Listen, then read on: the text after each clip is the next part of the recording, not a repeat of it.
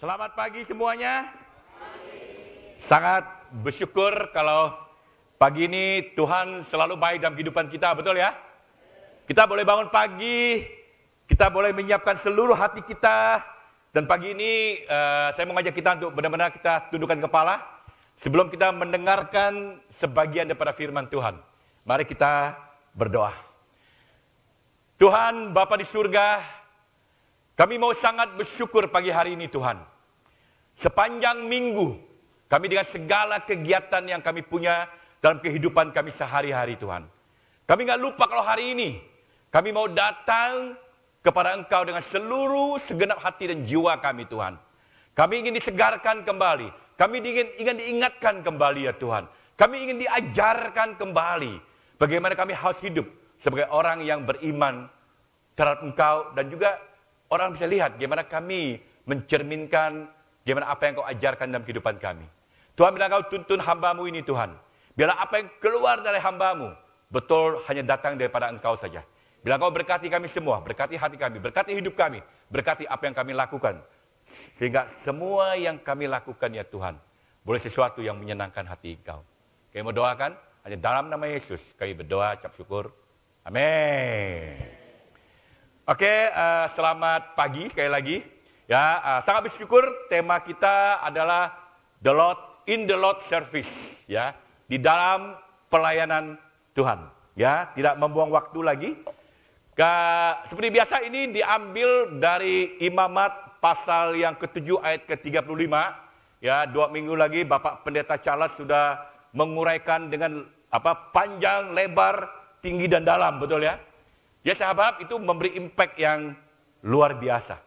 Nah hari ini yang saya mau tekankan adalah kata serve the Lord as priest, ya, melayani Tuhan sebagai seorang imam.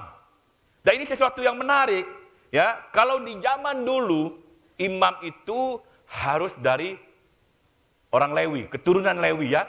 Itu pun nggak semua orang Lewi. Ada yang Harun adalah imam besarnya, ya. Di lain ada imam-imam yang biasa. Nah yang menariknya adalah tidak semua orang pada zaman itu bisa menjadi seorang imam. Ya, kemarin Charles juga menjelaskan betul di 1 Petrus pasal 2 ayat 9 juga dikatakan kita ini adalah imamat yang rajani. Ya, saya nggak bisa baca ayat semuanya karena 2 minggu lalu kita sudah baca. Tapi di berapa? A royal priesthood. Kita ini ada imam kerajaan. Ini artinya luar biasa. Kita semua adalah seorang imam. Padahal kita bukan keturunan orang Lewi. Ya, kita ditabiskan sebagai seorang imam bukan karena secara fisik kita bukan orang Yahudi. Tetapi secara rohani atau kelahiran rohani kita di dalam Kristus itu yang membuat kita menjadi seorang imam hari ini. Ini luar biasa. Ini berarti apa? Artinya apa? Semua kita yang menerima Yesus sebagai Tuhan dan Juru Selamat, siap atau enggak, suka atau enggak suka, kita adalah imam hari ini. Kita semangat enggak dengan kita imam? Atau berat ya? Kalau mau jadi pelayannya berat, apalagi jadi imam gitu ya. Tapi seperti saya bilang, suka enggak suka, mau enggak mau, ini diterima. Tapi kalau kamu lihat ini sebuah privilege, kamu kan bangga banget. Di kantor mungkin kita bukan siapa-siapa. Tapi di gereja, di dalam Tuhan kita adalah imamat yang rajani. Itu luar biasa loh. Ya? Nah, kalau kita adalah seorang imamat, ini artinya apa? Tugas kita adalah melayani Tuhan. Kok nggak ada aminnya? Semangat ya. Kita melayani Tuhan. Kita melayani satu sama lain. Kalau minggu lalu Bapak Pendeta Charles Setiawan banyak bicara tentang the priest dari karakternya. Hari ini saya mau bicara tentang peran apa sih yang dilakukan. Saya ada 2 poin. Kalau Tuhan mengizinkan selesai. Kalau enggak cuma bisa 1 poin saja. Karena poin saya 1 lumayan detail loh-nya. Ya. Tapi yang menarik, saya mau mulai dengan gini. Tahu nggak? Salah satu hal mengapa Di dalam jemaat, biasanya begitu banyak masalah. Oh, kalau dengan masalah semua diem. Betul bro, grup saya juga banyak masalah. Betul ya? Karena biasanya banyak masalah. Tahu nggak kenapa begitu banyak masalah? Biasanya simpel. Karena imam-imam di dalam itu tidak bertugas sebagaimana semestinya. Setuju nggak? Ada satu survei bilang, hanya 20% jemaat melakukan 100% persoalan yang lain. Jadi memang nggak gampang. Kenapa? Enggak, semua orang bisa lihat ini. Padahal nih. Padahal kalau semua orang mau menjadi imamat yang baik, bisa nggak? Bisa banget. Kalau kita semua mau ngambil peran kita sebagai imamat yang baik, pasti bisa kalau kita mau. Tapi problemnya karena dalam jemaat kita membiarkan keegoisan menggerogotin hati kita. Betul ya? Kita membiarkan keduniawian kita merogotin kita. Kita membiarkan hawa nafsu yang terus-menerus menguasai kita. Bukan hanya itu.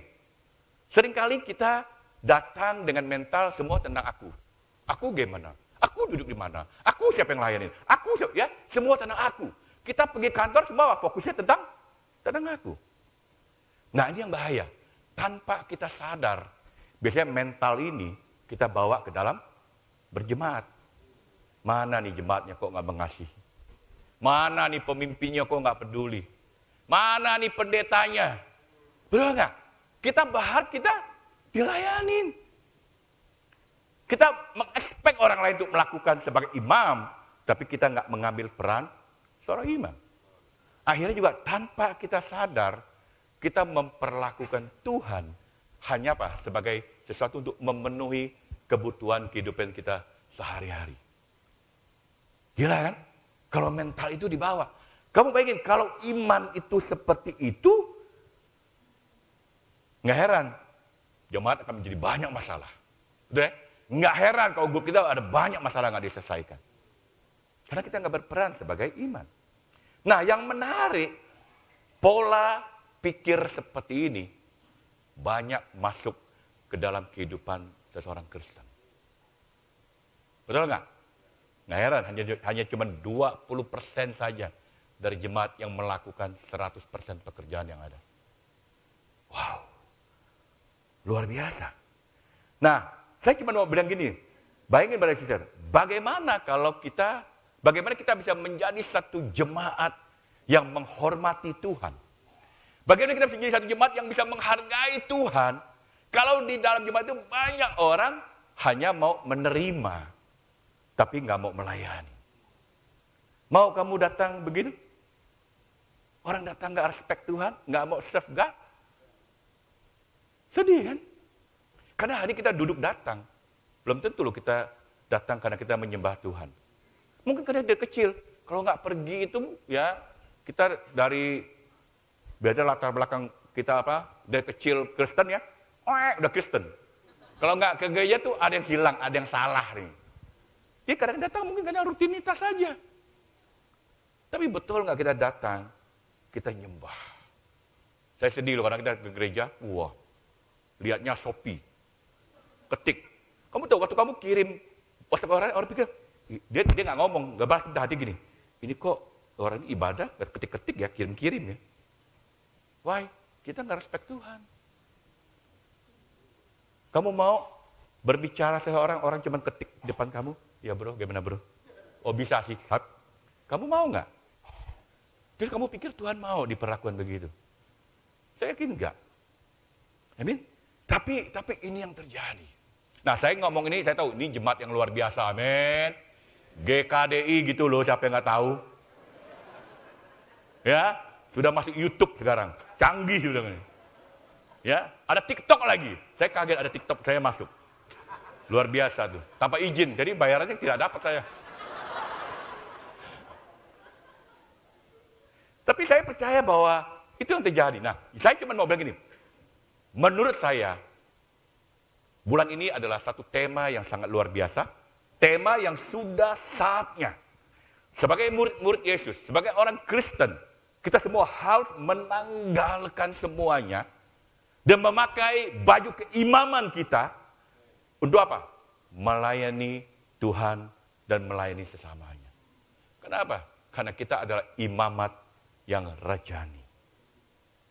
Kita adalah a royal priesthood. Ini luar biasa.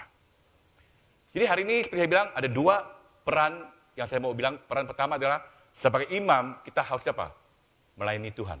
Peran yang kedua, sebagai imam kita harusnya bisa melayani satu sama lain. Saya mau kita belajar sama-sama. Kita lihat di 1 Petrus pasal 2 ayat 4 dan 5 ya, dikatakan, dan datanglah kepadanya batu yang hidup itu, yang memang dibuang oleh manusia, tetapi yang dipilih dan dihormat di hadirat Allah. Dan biarlah kamu juga dipergunakan sebagai batu hidup untuk membangun satu rumah rohani bagi satu imamat kudus, untuk mempersembahkan persembahan rohani yang karena Yesus Kristus berkenan kepada Allah. Petrus lagi menggambarkan sesuatu bahwa Allah sedang mau membangun sebuah rumah rohani. Dan yang Tuhan pakai adalah Tuhan menggunakan batu-batu yang hidup. Batu-batu di hidup sini adalah dia ngomong tentang murid-murid Yesus. Dia ngomong tentang Kristen-Kristen yang ada. Dan juga dibangun dengan apa? Dengan batu penjuru, yaitu apa? Yesus sebagai tolak ukurnya. Jadi bayangin, kita itu begitu spesialnya. Kita dipilih oleh Tuhan untuk membangun rumah rohani. Brother sister, pagi ini saya cuma mau ingatkan, sebagai imamat yang kudus, kita semua hari ini kita punya beban tanggung jawab yang sama. Betul ya?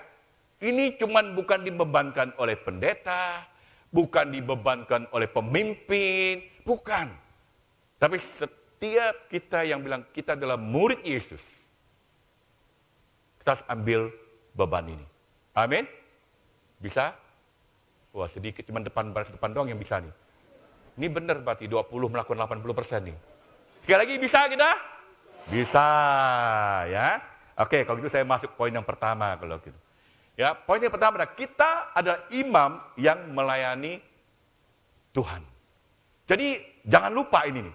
Kadang-kadang kita datang gereja kita mau di-entertain. Pengkhotbahnya siapa, yang nyanyi siapa, ganteng enggak, hebat enggak. Betul ya? Tapi kita lupa datang ke gereja itu bukan kita melihat yang perform, tapi kita yang harus perform di hadapan Tuhan. Hari ini kamu datang, kamu lihatnya ke depan, Tuhan lihatnya ke dalam. Who are you today? Siapa kamu? Jadi makanya dibilang kita adalah imam yang melayani. Bayangin, di dalam perjanjian lama, ya Tuhan itu membuat sebuah sistem di mana semua para imam adalah pelayan utamanya Tuhan. Masih ingat ketika Musa naik ke Gunung Sinai? Ya, Musa nggak cuma hanya dapatkan 10 perintah Tuhan. Musa nggak cuma dapatkan tugas bagaimana membangun kemah suci. Tapi Musa juga diberitahu bagaimana membentuk keimanan. Apa yang mereka lakukan, pakaian apa mereka harus pakai, dan tugas mereka apa. Dan nggak cuma itu. Waktu zaman itu nggak semua orang punya akses datang ke dalam kemah suci. Nggak semua bisa. Nggak semua orang bisa masuk ke dalam ibadah kayak hari ini. Nggak bisa. Bayangin loh. Begitu nggak gampang. Nggak semua orang bisa masuk ke dalam bait suci. Nggak bisa. Ya, bahkan nggak cuma itu. Waktu kita bawa persembahan, waktu kita bawa pengorbanan, itu pun kita nggak bisa lakukan sendiri. Kita baru imam, betul nggak? Ya apa? Menyembelih korban untuk dosa-dosa kita. Sekarang, kalau datang gereja yang bawa paling sumbangan, duduknya paling depan. Dulu kambing kamu, lembu kamu limosin juga tetap di belakang. Betul ya? Jadi lihat betapa hebatnya ya. Ya, jadi saya mau kita bayangin gini. Kalau kita dulu adalah seorang pengikut Tuhan, ya, kalau dulu kita adalah seorang yang melayani Tuhan, menyembah Tuhan, dan kita nggak punya akses, kita nggak akses langsung, kita nggak punya hak bahkan untuk boleh melayani Tuhan. Sekarang gereja enak kan? Kita, bro, daftar bro, saya mau melayani. Oh silakan. Saya mau daftar silakan ya. Zaman dulu kamu ingin pun nggak bisa. Kamu nggak punya hak, kamu nggak punya privilege untuk lakukan itu. Tapi menarik, kenapa? Rencana Allah di dalam perjanjian baru berbeda. Di dalam perjanjian baru, semua orang punya akses datang kepada Tuhan. Amin. Ada amin? Semua orang. Ya, mantan dukun yang nggak jelas pun boleh masuk sekarang. Bahwa semua orang bisa. Ya. Mantan dukun pun boleh dikasih kesempatan untuk melayani.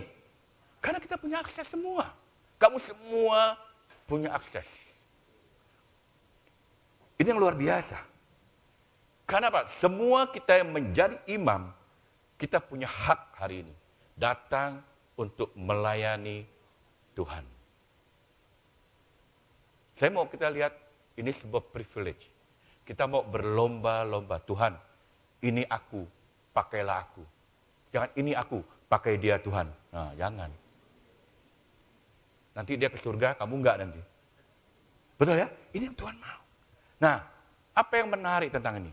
Saat ini, brother sister, enggak perlu kita sekolah tinggi Alkitab. Saya bilang enggak penting ya, bukan enggak penting ya. Enggak perlu kamu sekolah Alkitab yang tinggi, baru kamu boleh paham Alkitab.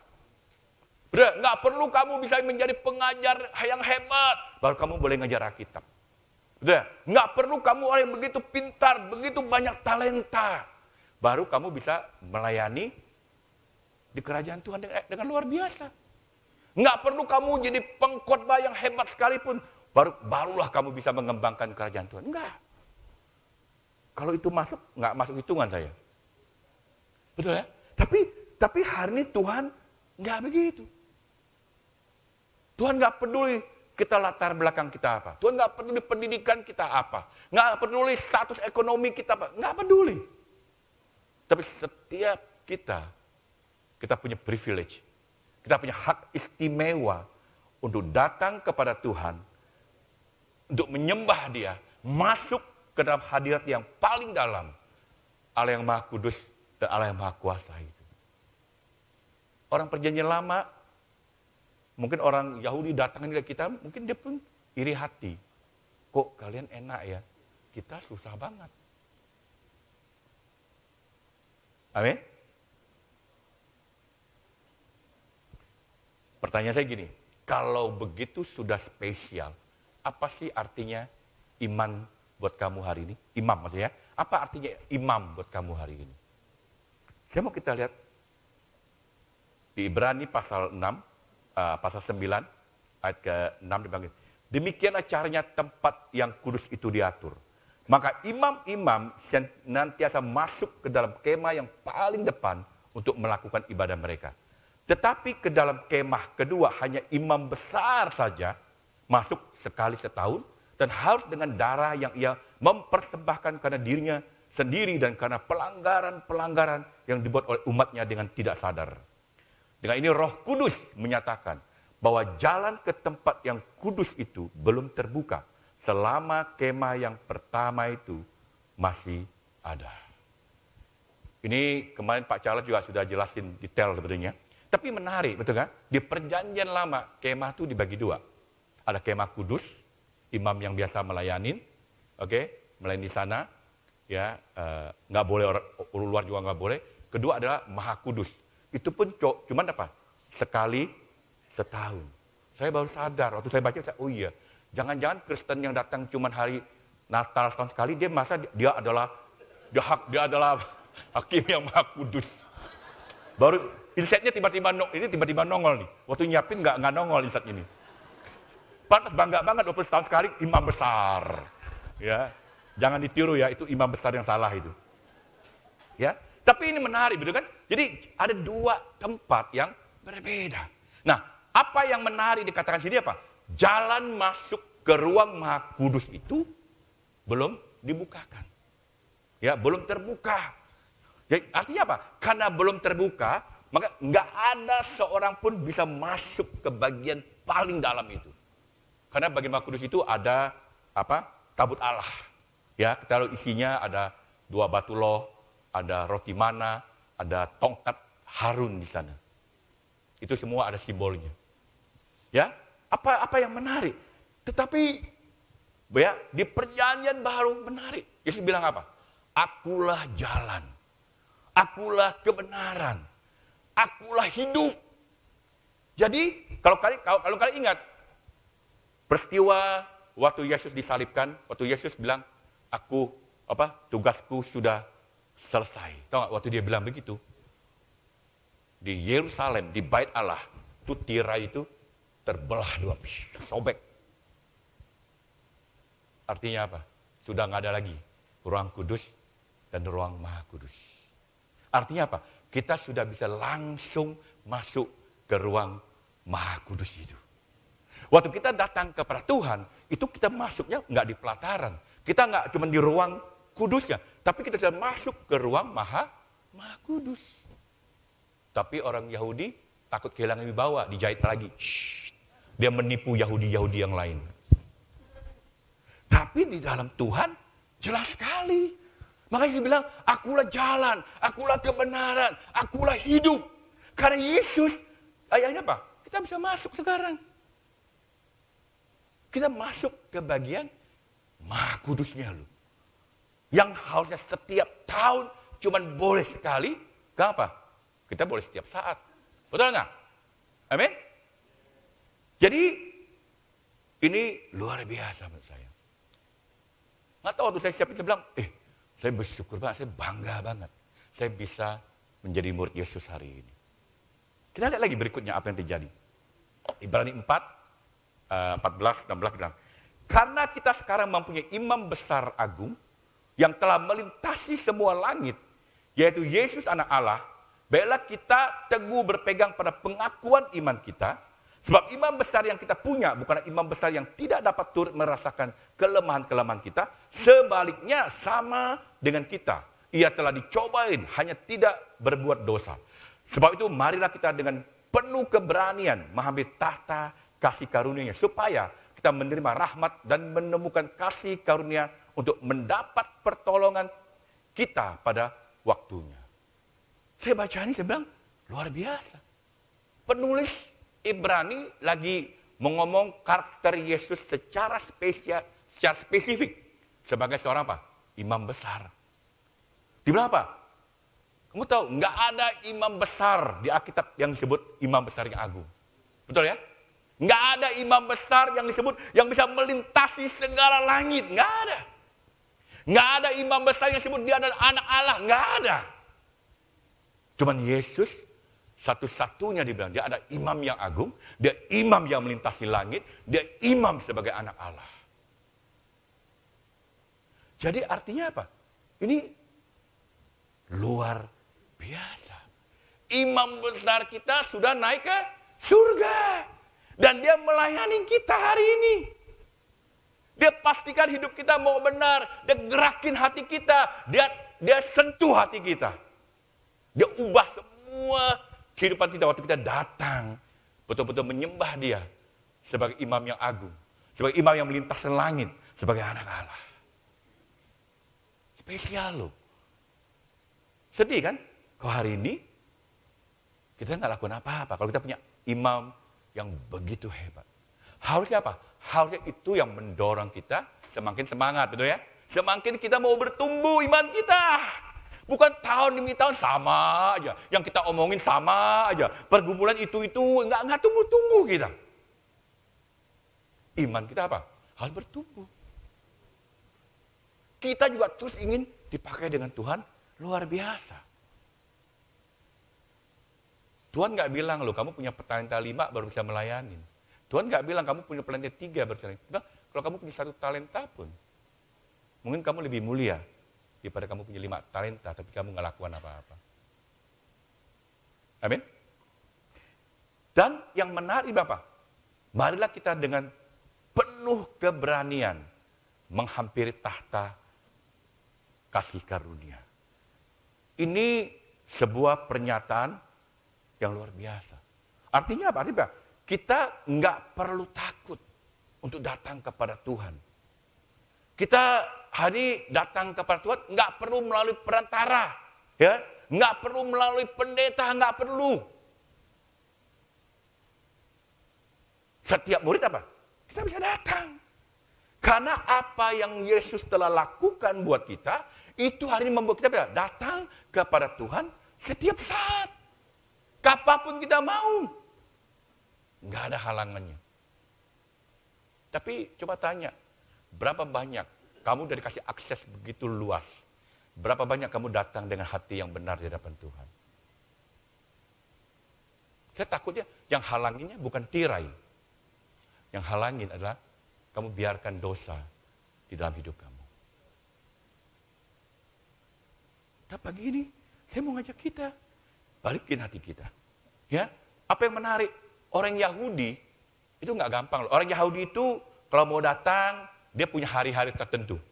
Ya, kalau dia mau datang menyembah, dia nggak bisa setiap saat. Dia nggak bisa setiap waktu. Ya, kalau mereka datang pun, mereka nggak bisa masuk. Mereka cuma bisa nunggu di luar. Hari ini, kita mesti nyembah Tuhan. Kan? Kapan saja, di mana saja. Kok seperti Coca-Cola ya? Di mana saja, kapan saja, apa saja. Oke? Kita bisa lakukan di mana saja. Dan kita datang kepada Tuhan, nggak perlu ke tempat tertentu. Betul? Kita nggak perlu ke gedung tertentu. Kita nggak harus pergi ke Bait Suci. Kita nggak harus pergi ke Yerusalem. Kita nggak harus pergi ke gedung gereja. Kita nggak perlu izin siapapun. Setiap saat kita apa? Kita bisa datang. Kita bisa beri. Kita bisa menyembah Tuhan. Hari ini apa? Tanpa ada halangan. Karena kita adalah seorang imam hari ini. Kita mengambil ini sebagai sesuatu yang istimewa enggak? Atau kita, jadi Kristen kok kayaknya makin hari aku makin beban ya. Kok makin hari aku kayaknya makin enggak efektif ya. Kok makin hari aku makin mau mundur ya. Atau semakin lama kamu melihat ada privilege yang luar biasa. Setiap kamu, wow. Kamu baca kitab, kamu bilang, wow. Itukah yang kita lakukan hari ini?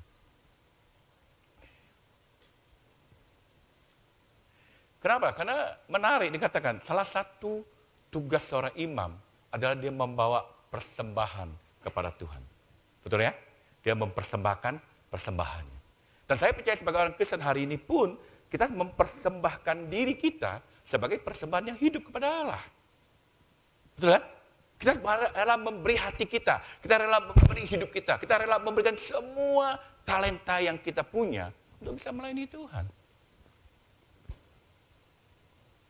Hari ini, saya cuma bayangin ya, kalau kita nggak gunakan talenta kita untuk sebagai sebuah persembahan untuk Tuhan, kita cuma ngeliatin, duduk ngeliatin, nggak mau terlibat. Ya. Kalau Yesus saja bangkit melayani, kita lebih pilih duduk di kursi. Kita nggak mau berdiri dan mengambil keterlibatan. How bad we are. Jelek banget kita. Betul ya? Kita dilayani Tuhan yang Maha Kudus itu. Tapi kita nggak rela melayani Dia. Kalau itu kita nggak punya, apa yang kamu bisa banggakan hidup kamu sebagai imam hari ini? Akan luntur, perlahan-lahan. Akan luntur. Makanya orang-orang yang nggak menggunakan talenta untuk melayani, perlahan-lahan mereka akan mati.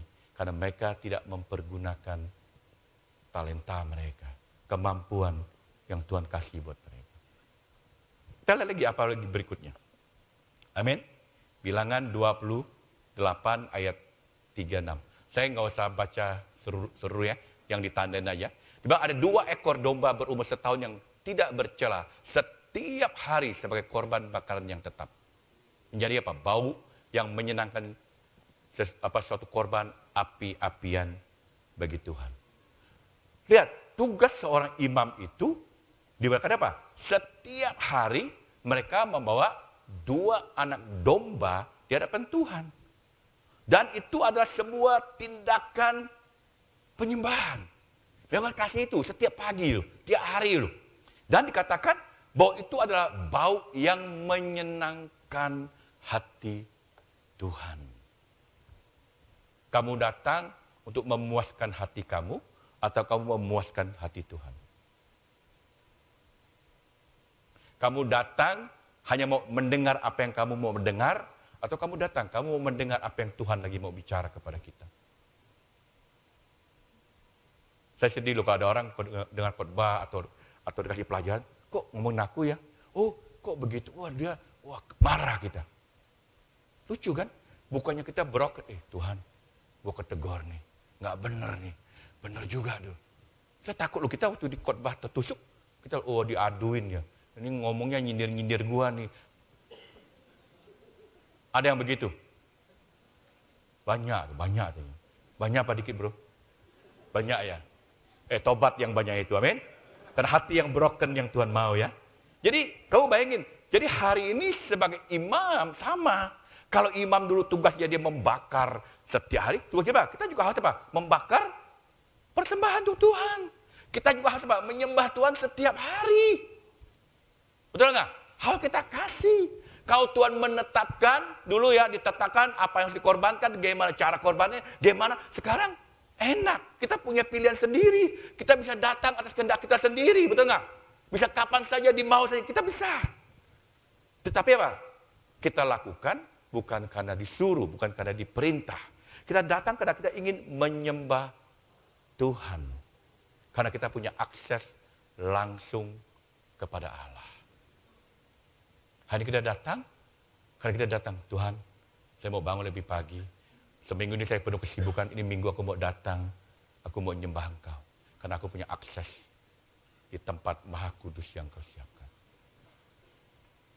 Itu enggak sikap kita. Kita lihat lagi apa yang terjadi. Imamat 12 ayat 13. Di berapa? Api yang di atas mezbah itu harus dijaga supaya terus menyala. Jangan dibiarkan padam.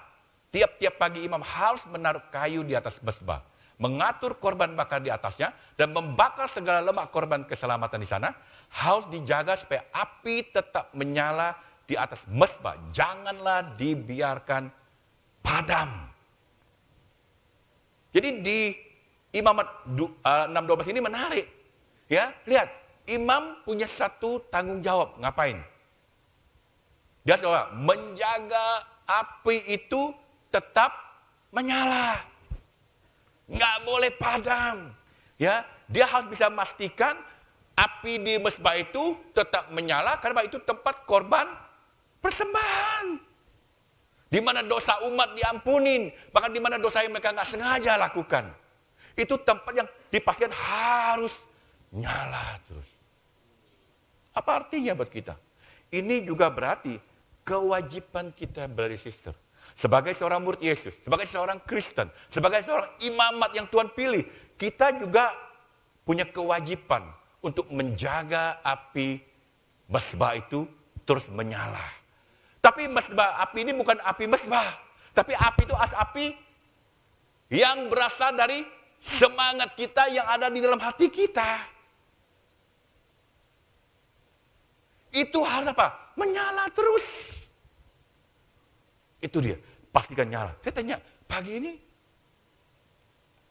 api mezbah semangat kamu masih menyala enggak? Atau pernah enggak kamu dengar orang ngomong gini, ya kamu semangat karena kamu masih muda sih, baru dibaptis. Coba nanti aku lihat gimana hati lu. Pernah ngomong gitu atau pernah dengar itu? Atau kamu pernah dengar bilang, kamu sih semangat ya karena kamu masih muda, kamu masih baru, kamu memimpin. Ya kamu sih semangat karena kamu nggak pernah dikecewakan. Coba kamu dikecewakan kayak aku, pasti lu akan cuma duduk diam doang. Pernah nggak dengar itu? Atau pernah kita ngomong itu kepada yang lain? Itu kita memadamkan api mezbah semangat orang lain. Kita nggak ambil peran kita. Jadi saya mau ngomong ini, brother. Orang boleh bilang kita semangat berapi-api karena karena kita masih muda, karena kita terlibat disambut dengan baik, karena apapun alasannya itu, yang saya mau kita tahu, kita datang karena kita tahu bahwa kita punya Tuhan sebagai juru selamat kita. Amin. Karena Tuhan yang kita sembah. Kita nggak nyembah manusia, kita menyembah Tuhan. Kita nggak terpengaruh oleh keadaan di luar. Karena kita apa? Imam yang punya akses langsung kepada Tuhan. Kita lihat lagi apa yang berikut dikatakan. Di Yeremia pasal 20 dibilang gini.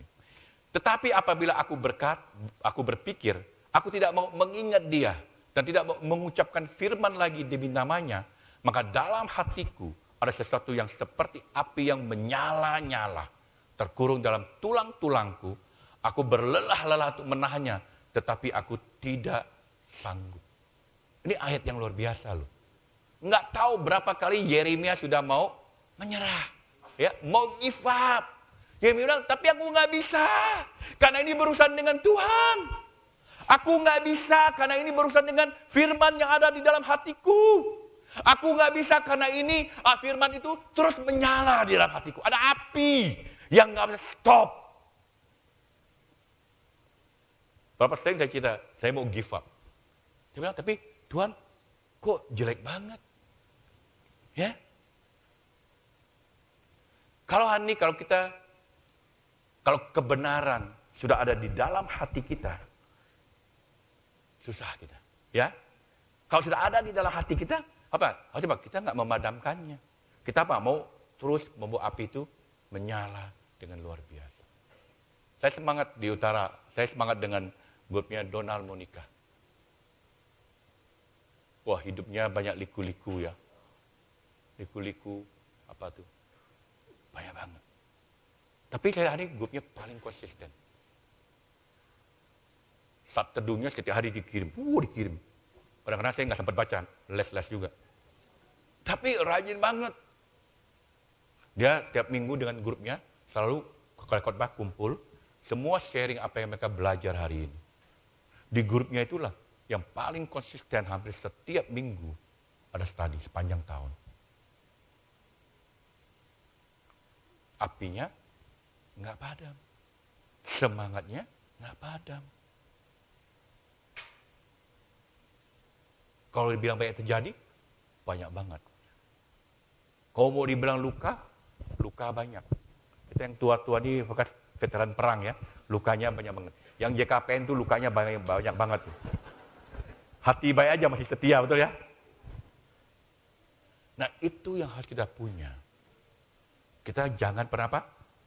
Memadamkan api yang Tuhan sudah kasih. Ya. Nah kenapa sih ini jemaat kok susah banget ya mempunyai api Tuhan yang nyala terus.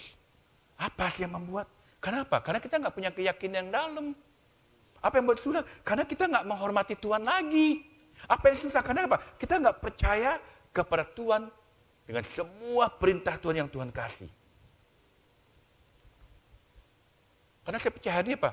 Banyak kita cuma ingin api kita menyala, tapi kita mengharapkan orang lain yang menyalakan api itu di dalam hidup kita. Nah itu bukan caranya Tuhan. Caranya Tuhan, kita adalah seorang imam, kita bertanggung jawab atas diri kita sendiri, kita yang harus apa? Membakar api semangat itu. Itu yang Yeremia lakukan dengan sangat luar biasa.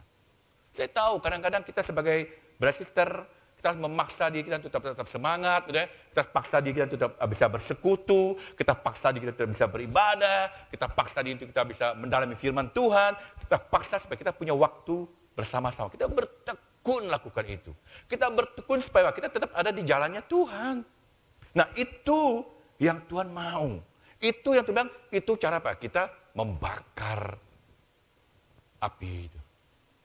Seringkali mau give up, tapi kita nggak nyerah. Kita mau bertekun. Itulah yang disebut disiplin rohani kita.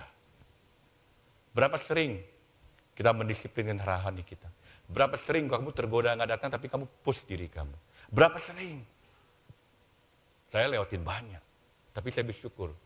Hari ini terus Tuhan bentuk dalam hidup saya. Amin. Para imam mempunyai tugas untuk melayani Tuhan. Dan mereka tuh melakukannya dengan serius loh. Mereka nggak main-main ya. Bayangkan, saya mau bayangkan kalau semua imam menjalankan tugas dengan serius. Seperti jemaat perjanjian lama, imam pertama. Wow, akan luar biasa. Jemaat ini, betul nggak? Saya nggak percaya bahwa Tuhan dimuliakan dalam hidup kita kalau kita cuma hanya sebagai penonton saja. Saya nggak percaya Tuhan dimuliakan, kita cuma hanya menerima, nggak mau memberi. Nggak mungkin.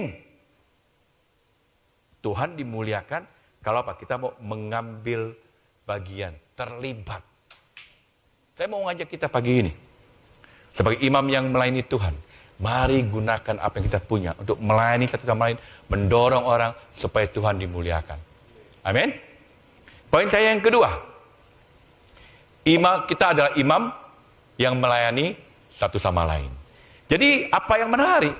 Imam di perjanjian lama itu bukan hanya melayani di bait suci dan melayani Tuhan, tapi mereka juga melayani satu sama lain. Ya, artinya apa? Artinya ini harus menjadi sebuah teladan yang kita punya. Sebagai iman, kita juga apa? Berinteraksi dengan orang lain. Kita nggak bisa cuma fokus. Kita harus apa? Bisa melakukan pelayanan ini dengan sangat serius.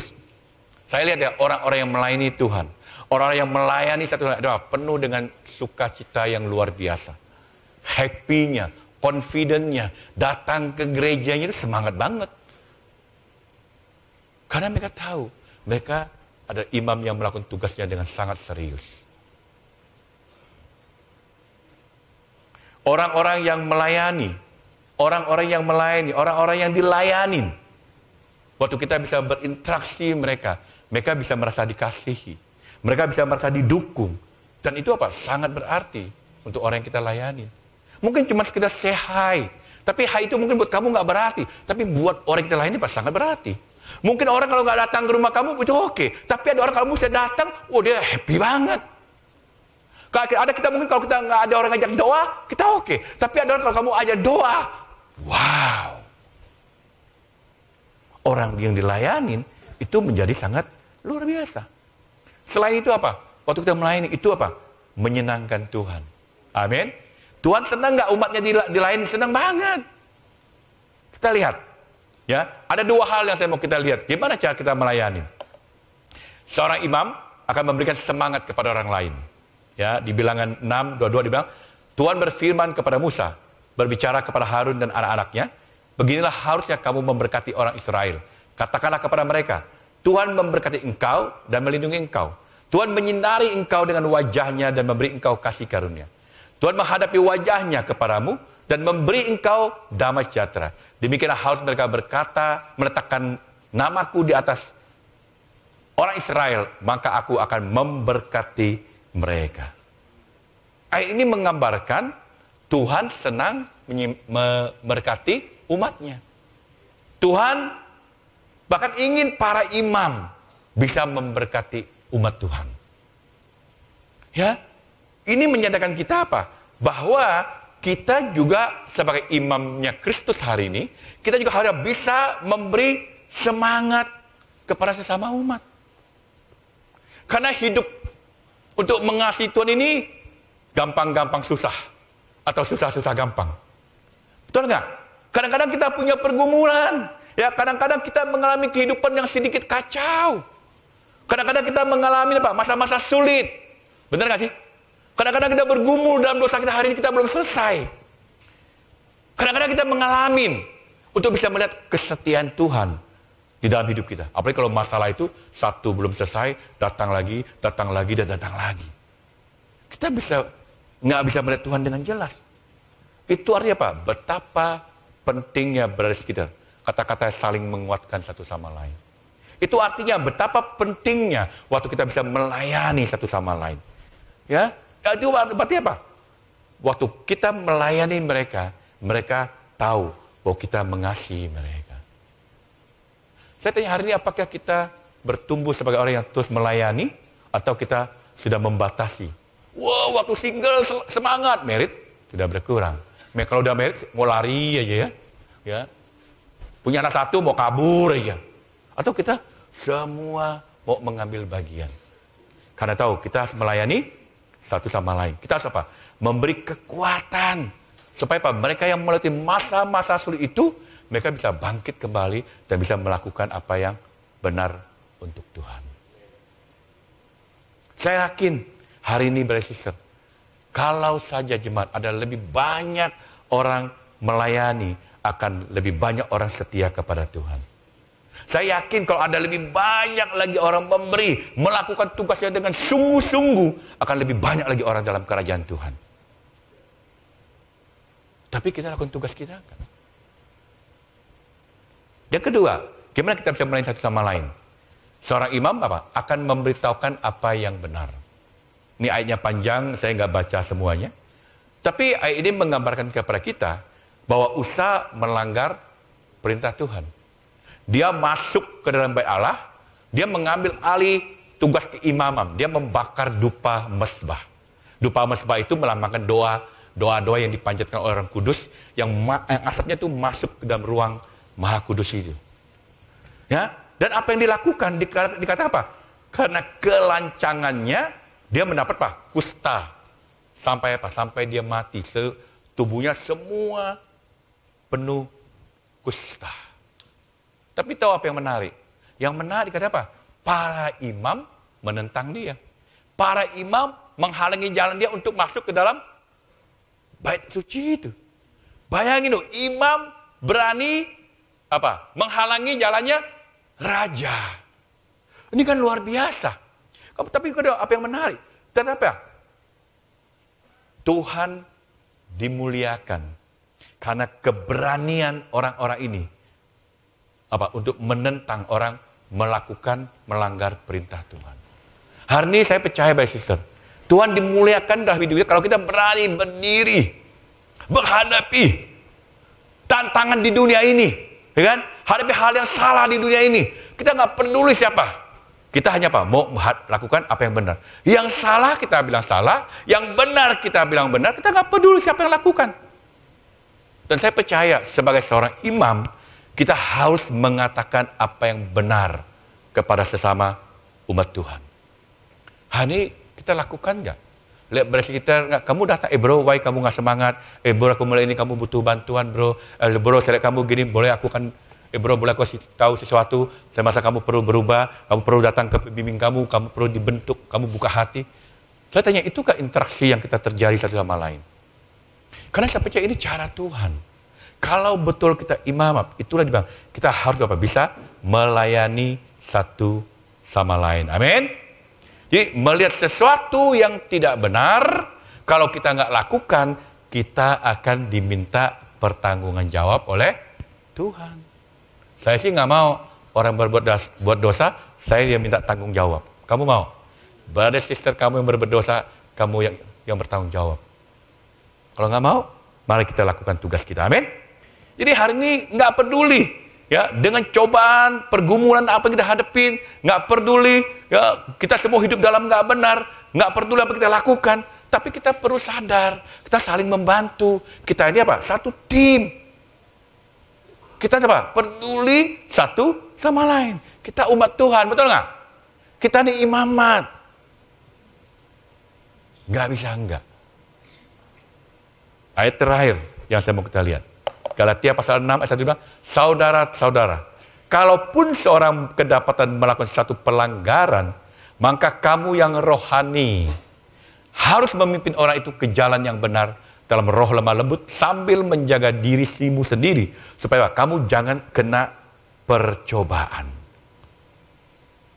Sebagai imam, brother sister, memang ada banyak kita akan berurusan dengan orang-orang di dalam jemaat.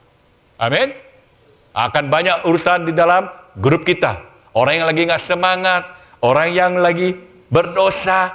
Tapi kita harus apa? Berani ngomong apa yang benar. Anak saya, Matthew, lagi rajin belajar mobil. Semangat dia. Confident sendirian. Satu hari saya kasih sendirian. Nabrak senggol. Senggolnya Mercy pula. Hayo. Nah, kemarin saya bilang sama dia, Gue bilang, Dek, kamu tahu nggak bedanya sama Koko? Koko itu kalau waktu dia beli mobil, selalu ada papa di sampingnya. Karena dia setiap kali, oh ini terlalu jauh, ini terlalu dekat. Ada yang ini enggak, dia bawa sendiri santai aja. Maka bilang, kamu karena perlu banyak pergi sama papa, sama Koko, sama apa? Kamu diarahkan.